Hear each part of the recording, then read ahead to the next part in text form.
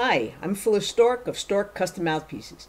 Today, we'll talk about why your lips dictate your mouthpiece choice and the many common embouchure types that are results of adaptations to ill-fitting equipment. I thought it would be appropriate to start off with setting a baseline, sort of a look at how a healthy embouchure functions.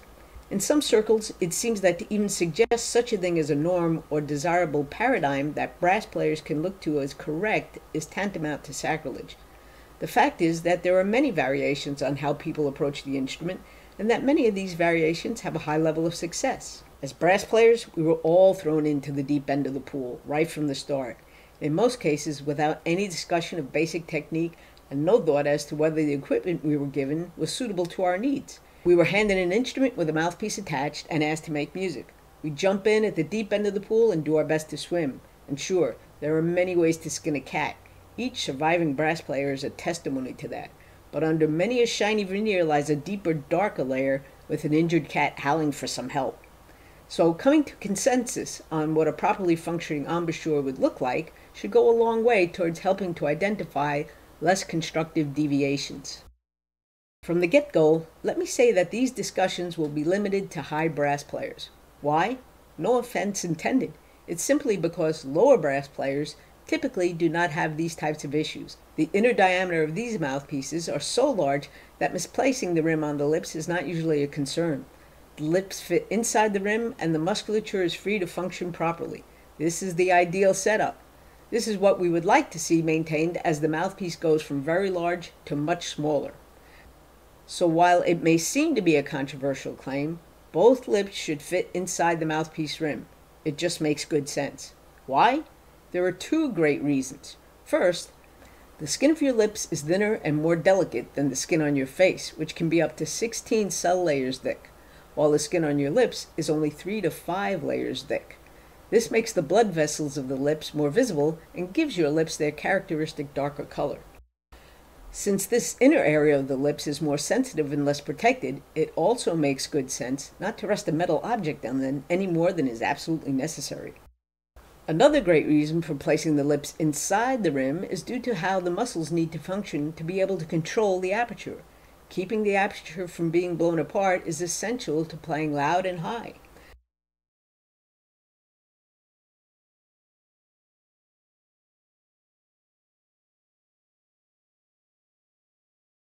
So placing the rim onto the major muscle groups involved in controlling the aperture allows them to move more freely inside the rim to help control the aperture. Placing the rim below the musculature will significantly inhibit their ability to work properly, if they can work at all. With the mouthpiece rim placed into the inner darker area of the lips, the player loses the ability to control the aperture by contracting the muscles and is forced to rely on the pressure of the mouthpiece and or the shape of the rim to hold their lips in place, and thus falls into the category of being a pressure player. Using pressure is not the end of the world. Everyone uses pressure to some extent. It is very common to see a fleshy lip player using this system, again, usually as an adaptation to learning to play on a mouthpiece that was too small for their lip type. Those with fleshy lips can get a pressure system to work as long as it stays controlled. Also, here's that thousandths of an inch rule. A few thousandths of an inch smaller in the inner diameter, a few thousandths of an inch further into the inner red, or a few thousandths of an inch less flesh, and even the fleshy lip player is in trouble. For the thin lip player, a pressure system holds real danger, as there is not enough flesh to combat extra pressure.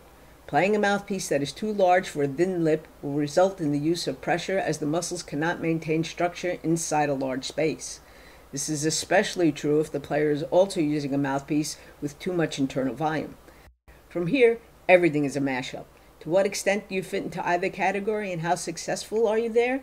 It's like this. Quick demonstration of balance and structure. Here's a light weight.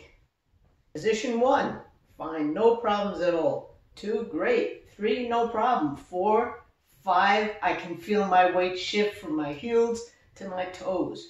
Past 5, 6, 7, 8, 9, 10, I have to take a step to correct my balance. That's how structure and balance work. The same thing is true of your equipment choices. The more out of balance you are, the worse the results. If you're between 1 and 3, you're probably doing just fine. If you're out in the 8 to 10, you are probably very unhappy, or you may have quit a long time ago. But for those in the 4 to 7, or even those stout souls in the 8 to 10 category, I submit for your review the most common embouchure adaptations to improper equipment. And remember, for every incredible player that gets whatever set up to work, there are hundreds more that struggle. If you get a better understanding of the technique you are using, you can get better results.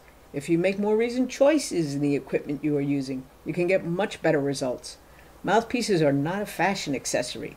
They are serious tools to be wielded with care and knowledge. And to that end, we begin our series.